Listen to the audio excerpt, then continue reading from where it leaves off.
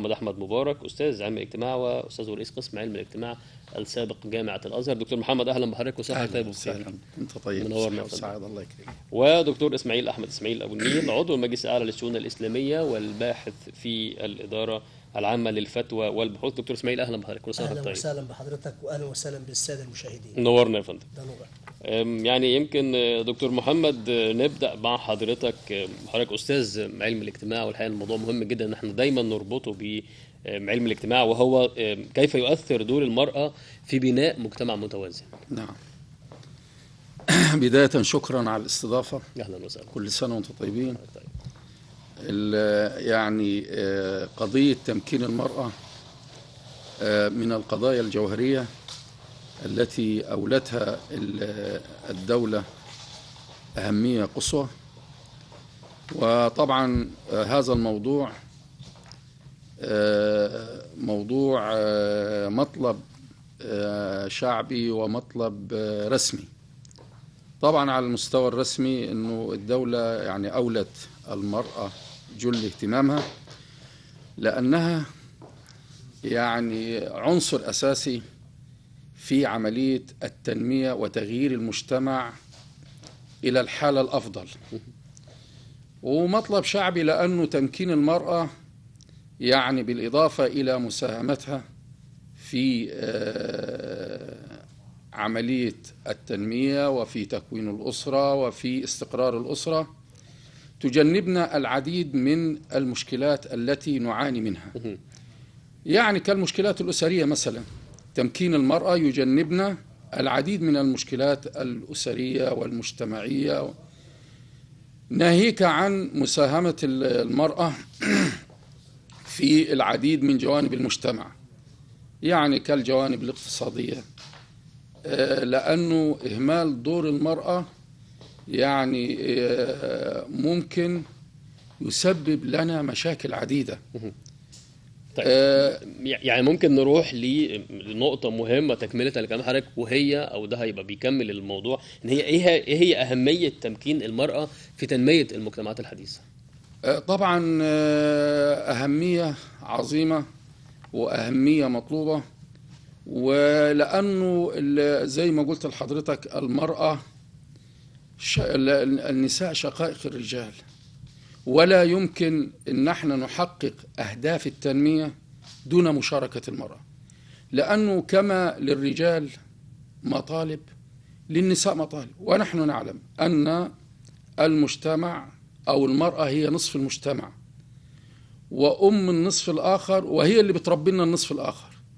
فإغفال احتياجاتها ومطالبها طبعا ليس يعني من الأهمية أو مش كويس يعني على المجتمع، لأنه من المهم أن احنا نلبي احتياجاتها، وهي طبعا أدرى بهذه الاحتياجات. فتمكين المرأة مهم جدا ومطلوب، وطبعا لتحقيق أهداف التنمية، لأنه معروف أنه المجتمع رجل وامرأة. هل إخفاء دور المرأة يعني حاجة كويسة؟ لا طبعا، ليست حاجة كويسة، إنما دورها مهم جدا. وتمكين المرأة يدفع عجلة التنمية والتغيير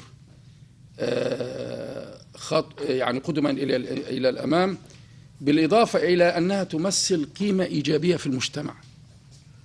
يعني موضوع تمكين المرأة قيمة إيجابية ومطلب رئيسي، وحست عليه يعني الشرائع والقوانين والعادات والتقاليد والأنساق القيمية. فإخفاء دور المرأة ليس يعني ليس بالشيء اللطيف. مفهوم دكتور. طيب. نعم. نروح لدكتور إسماعيل وسؤالنا بقى، كيف كرم الإسلام المرأة بالمقارنة بالمجتمعات السابقة؟ بسم الله الرحمن الرحيم. الحمد لله رب العالمين، والصلاة والسلام على سيدنا محمد وعلى آله وصحبه وسلم يا رب تسليما كثيرا. الإسلام اعتنى عناية كبيرة بالمرأة وكرمها زوجة، وكرمها أما، وكرمها بنتا، ففي الجاهلية وقبل بعثة النبي محمد صلى الله عليه وسلم كان الفرد إذا بشر بالأنثى ظل وجهه مسودا وهو كظيم يتوارى من القوم من سوء ما بشر به، أيمسكه على هون أم يدسه في التراب ألا ساء ما يحكمون. يعني عندما كان يبشر بأنه له أنثى كان بيسود وجهه وكان يفكر في وأدها، ولذلك الله يقول وإذا الموءودة سئلت بأي ذنب قتلت. فكانت المرأة تمثل في المجتمعات القديمة وقبل بعثة النبي محمد إما وصمة العار وإما خشية الفقر، فكانوا يقتلونها إما وصمة العار التي تلاحقهم ظنا منهم ذلك قبل بعثة النبي محمد، وإما خشية الفقر.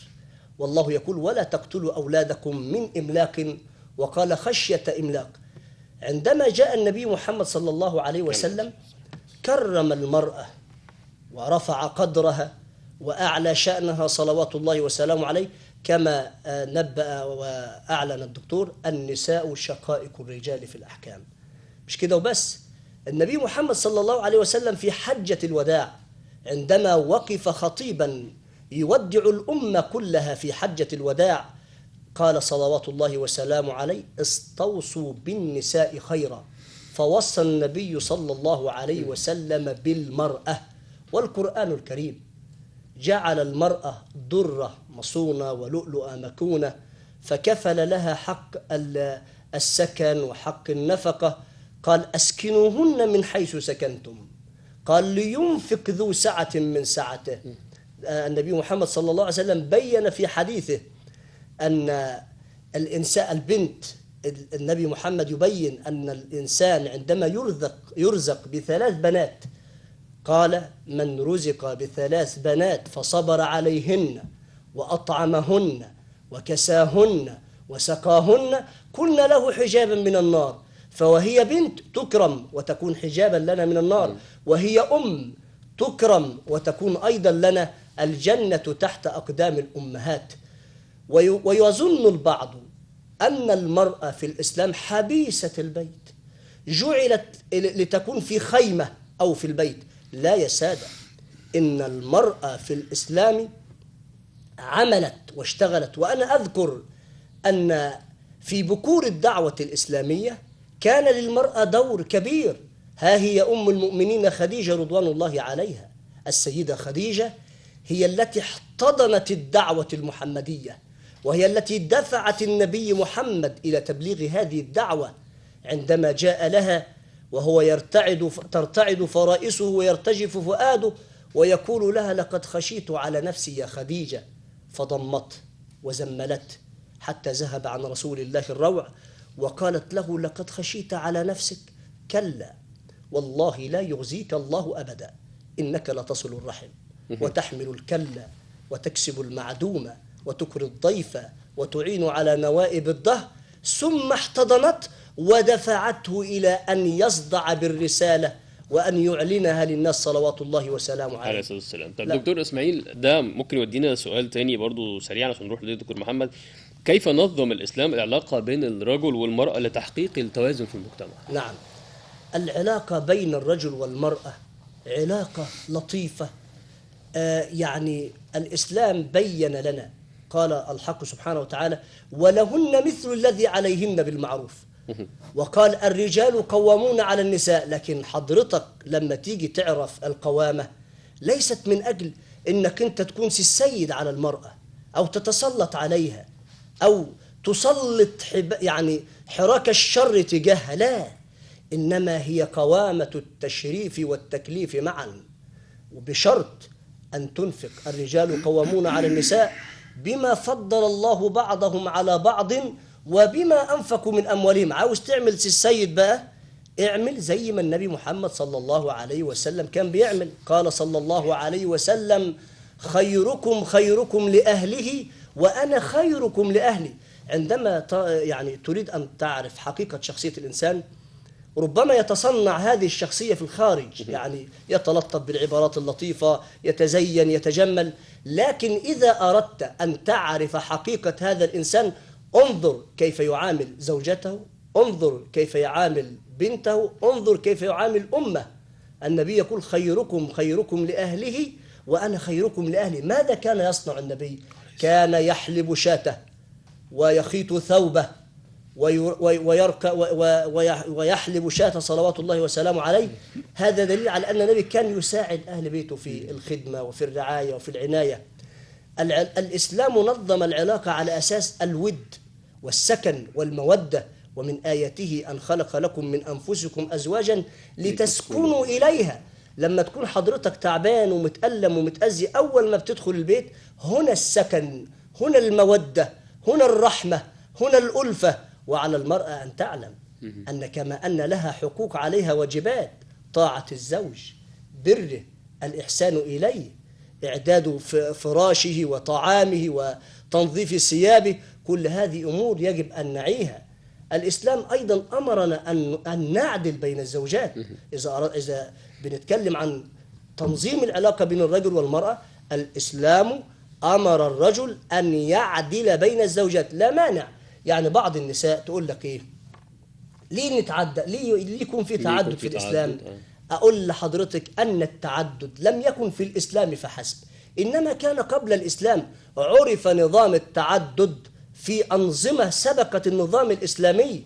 فالنظام الإسلامي لم يأتي ببدعة جديدة من نظام التعدد. والله يقول فانكحوا ما طاب لكم من النساء مثنى وثلاث ورباع، بشرط قال أن تعدلوا، ولا يعني العدل بين الزوجات.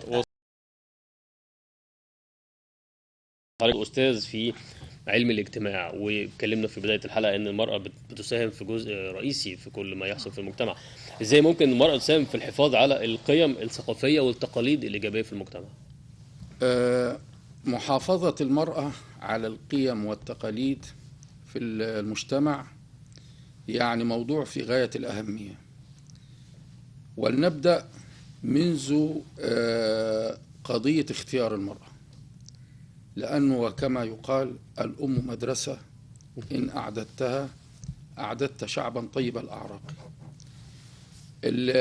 قضية التنشئة الاجتماعية، يعني تنشئة وتربية الأبناء سواء على مستوى الأسرة أو على مستوى المؤسسات التعليمية، بيتوقف بشكل أساسي على الأم في البيت وعلى المعلمة في المدرسة، ويعني إيه إلى آخره.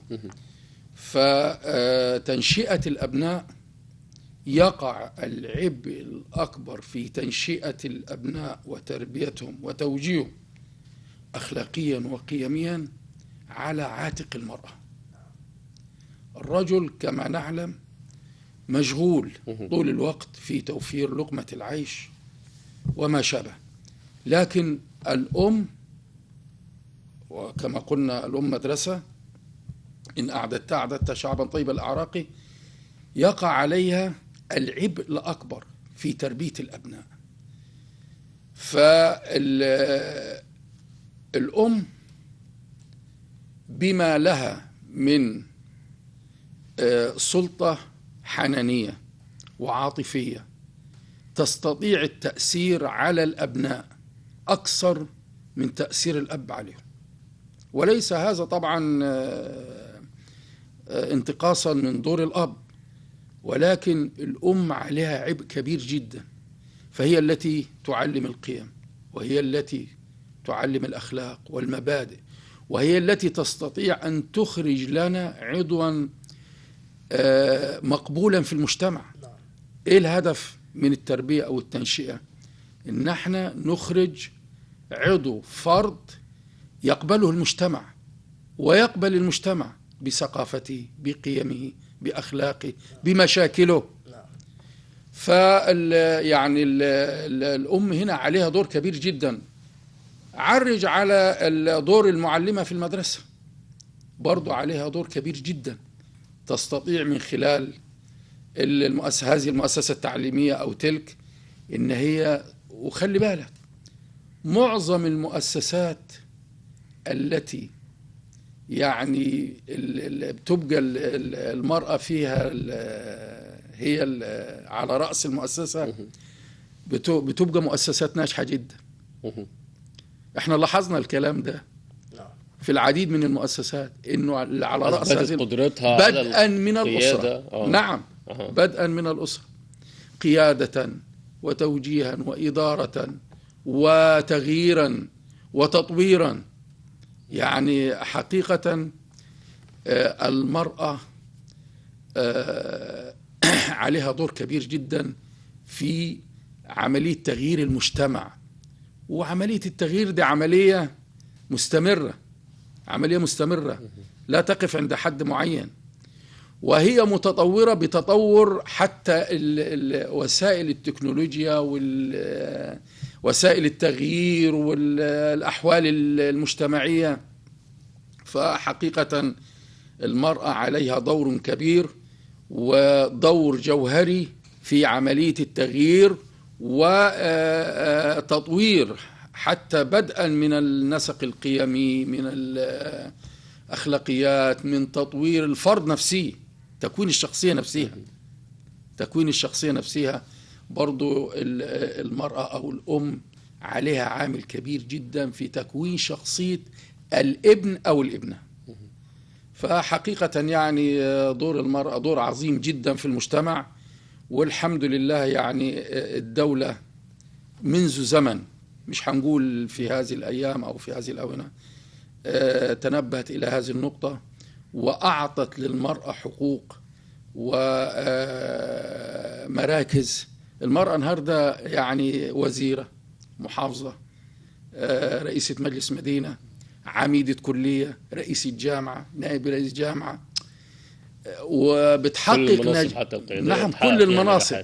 المرأة يمكنها أن تعتلي جميع المناصب ما عدا منصب واحد بس، اللي هي الخلافة.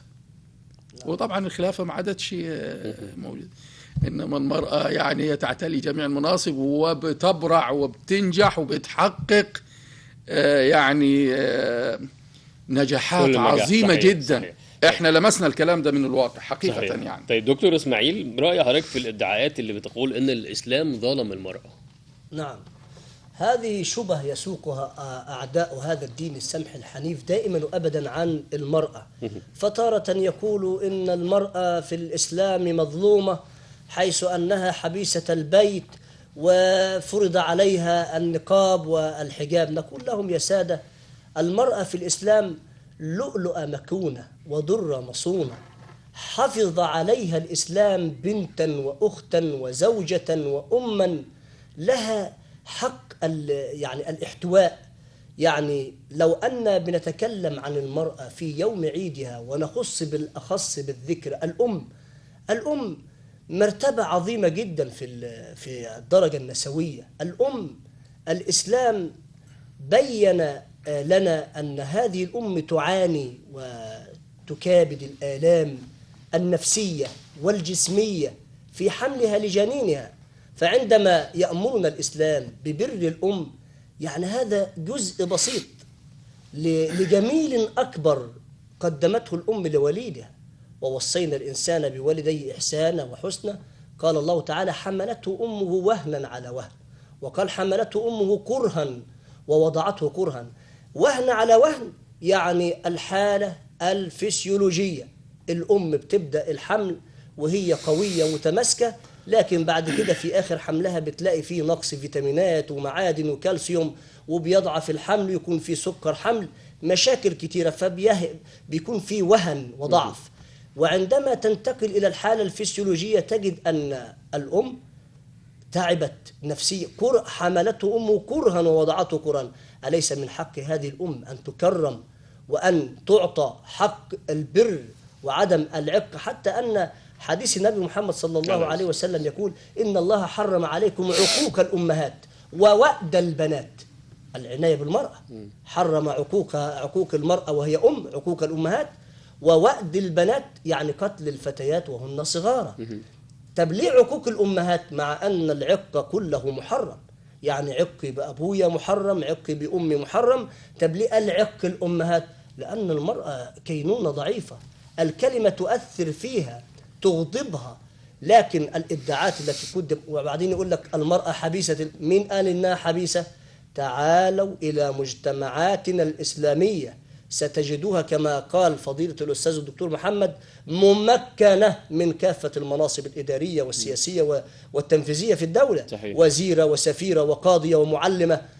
المرأة في الإسلام كانت معلمة تعلم الناس الدين. السيدة عائشة رضوان الله عليها كان النبي يقول خذوا العلم من هذه الحميراء، حتى قال بعضهم ربع العلم الشرعي عند السيدة عائشة رضوان الله عليها. السيدة عائشة روى عنها كبار الصحابة رضوان الله عليهم أمثال أبي موسى الأشعري وسيدنا عمرو بن العاص وسيدنا ابن عباس وسيدنا ابن عمر. السيدة عائشة عندما كان يختلف كبار الصحابة في مسائل فقهية كانوا يعودون إليها وكانت تحسم الخلاف والمسألة فيها، فكانت تعلم كبار الصحابة. نقلت العلم عن رسول الله ونقل عنها كبار الصحابة، وكانت لها مسائل فقهية متفردة. يعني السيدة عائشة كانت لها مسائل أو أحكام فقهية متفردة. على سبيل المثال إمامة ولد الزنا، السيدة عائشة قالت لا يفرق بين إمامة ولد الزنا بين الولد الذي جاء من نسب وعصب، وقالت الأقرأ والأفقه يولى هذه الإمامة. السيدة عائشة رضوان الله عليها علمت كبار الصحابة ونقلوا عنها الكثير والكثير، وكان النبي صلى الله عليه وسلم يقول خذوا العلم من هذه الحميراء. إذن الادعاءات التي قدمها أعداء هذا الدين تجاه المرأة يريدون لها الحرية التي تجعلها سلعة رخيصة وبضاعة بثمن بخس. الإسلام قال للمرأة الغطاء والكساء، لا التعري كما نرى بعض المجتمعات التي تقدم المرأة في صوب التعري وصوب الديمقراطية. نقول لهم لا، إن المرأة كينونة حفظها الإسلام وفرض عليها الحجاب عفة لها وطهارة لها وحفاظا عليها وعلى شأنها. المرأة كانت قبل بعثة النبي محمد صلى الله عليه وسلم تباع في الأسواق وتشترى، وكانت المرأة ليس لها الحظ الوافر ولا التمكين في الحياة العامة، إنما الإسلام مكنها وأعطاها كافة الحقوق. وقال الله سبحانه وتعالى ولهن مثل الذي عليهن، وقال سبحانه وتعالى وعاشرهن بالمعروف أو فارقهن بالمعروف. قال سبحانه وتعالى فإمساك بمعروف أو تسريح بإحسان. وصل الدكتور اسماعيل، شكرا لحضرتك طبعا على الإجابة المهمة. وارجع تاني للدكتور محمد في نفس الإطار، وهو إن من وجهة نظر علم الاجتماع واللي بيحصل دلوقتي إيه أكبر التحديات اللي ممكن تواجه المرأة في بناء المجتمع؟ هو بس أنا عايز أضيف على كلام الأستاذ الدكتور إسماعيل. يعني هو الإسلام بالإضافة إلى تمكينه للمرأة صانها طبعا. يعني احنا لو ألقينا نظرة على الثقافات اللي حولنا، هناك بعض المجتمعات وبعض الثقافات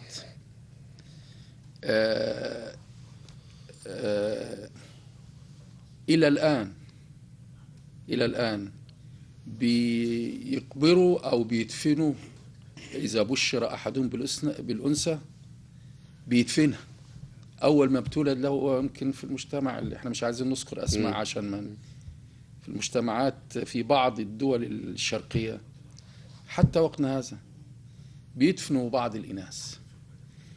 في المجتمعات الغربية في إباحية وفي انفتاح سداح مداح أو انفتاح ليس له حدود. إنما في الإسلام بالإضافة إلى تمكينها صانها وعفها وأعزها. طبعا هناك معوقات كثيرة.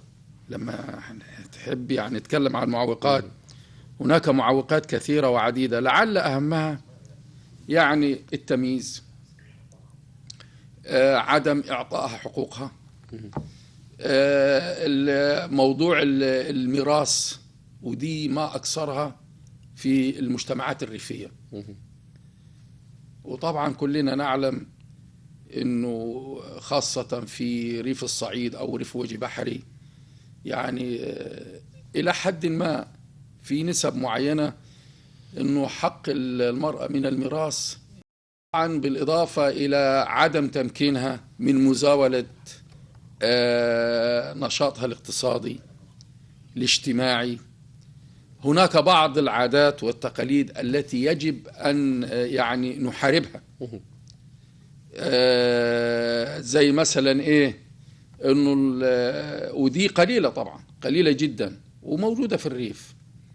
المرأة عورة، المرأة مش عارف إيه، الكلام اللي هو إيه يعني لا يرضاه الإسلام.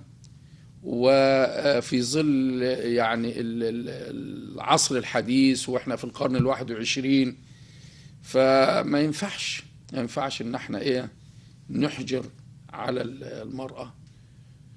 لكن في المقابل هنلاقي المرأة في الإسلام وفي مجتمعاتنا تحظى بمكانة مرموقة، تحظى بعناية ورعاية من آباء. يعني مثلا احنا عندنا البنت لغاية ما تتزوج وتخلف عيال وتبقى جدة وهي محاطة بعناية ورعاية الأسرة، على خلاف الفتيات أو السيدات في المجتمعات الأخرى. توصل سن 18 سنة يبقى أنت إيه فري، مع السلامة، مالكيش إيه، مالكيش مكان وسطينا. إنما في مجتمعاتنا الحمد لله بتوصل جدة وتبقى في تحت عباءة العناية والرعاية الأسرية، سواء من أسرتها هي أمها وأبوها أو من أسرة زوجها. فحقيقة المرأة عندنا الإسلام بيكرمها، عاداتنا وتقاليدنا بتكرمها، ثقافتنا بتكرمها. فالمرأة حقيقة في مجتمعاتنا مكرمة ومعززة، وطبعا ده شيء جميل جدا وشيء يعني يساعد في تمكين المرأة ويقضي على المعوقات التي تحيل بينها وبين تمكينها من أداء دورها الجوهري في المجتمع، لأن دورها لا يقل أهمية عن دور الرجل، سواء في التنمية، في زيادة الإنتاج، في تحسين الإنتاج، في زيادة دخل الأسرة، في كل ما هو مرغوب فيه. طيب دكتور إسماعيل، تكملة لكلام دكتور محمد، ازاي ممكن يختلف مفهوم الحرية في الإسلام عن مفهوم الغربي فيما يتعلق بالمرأة؟ نعم، الحرية، الشريعة الإسلامية أقرت أمر الحرية حتى في اعتناق الأديان. ثقافة الإسلام كلها مبنية على ثقافة الرشد، لا إكراه في الدين. فالحرية عندنا في ديننا السمح الحنيف ألا يجبر ولا يكره أحد على شيء هو لا يقبله، فلا إكراه في الدين. والحرية أمر يعني من ضمن يعني حقوق الإنسان، له حق الحرية، حق تقرير المصير. طب احنا عندنا الحرية في الإسلام، المرأة لها حقوق كثيرة. لها حق التعليم، يعني الفتيات تستطيع أن تمارس حقها في التعليم. لها حق إبداء الرأي، لها حق المشاركة السياسية، لها حق الفعاليات والمشاركات الاجتماعية. لا يمكن أن نقول أن الإسلام قيد حرية المرأة. فالآن نرى في المجتمع العربي المسلم المرأة تأخذ كافة الحقوق. طبعا غنيك عن الحقوق الشرعية، حق اختيار شريك الحياة، محدش يقدر يجبرها أبدا أو يقول لها خدي ده بالعافية، لا. الإمام الحسن البصري عندما سأله أحد الناس قال له: يا إمام، خطب ابنتي جماعة فممن أزوجها، يعني في جماعة جايين يخطبوا بنتي، أجوزها لمين يا إمام؟ قال: ممن يتقي الله، إن أحبها أكرمها وإن أبغضها لم يظلمها. وفي قول آخر قال له: مع من هواها، يعني هي بتحب مين، مش كده وبس. لو لاحظنا كمان في قصة نبي الله شعيب لما بتقول: يا أبت استأجره إن خير من استأجرت القوي الأمين. فكان تعريض بالخطبة من ابنة شعيب لأبيها نبي الله شعيب، فهنا عرض عليه الزواج. المرأة تختار شريك حياتها في الإسلام ولها حق الاختيار. طيب ما كمان لها حق من حقوق النفقة والسكن، أسكنوهن من حيث سكنتم. قال: لينفق ذو سعة من سعته. المرأة مكفولة كفل الإسلام لها كافة الحريات بشرط ألا تخالف الضوابط الشرعية.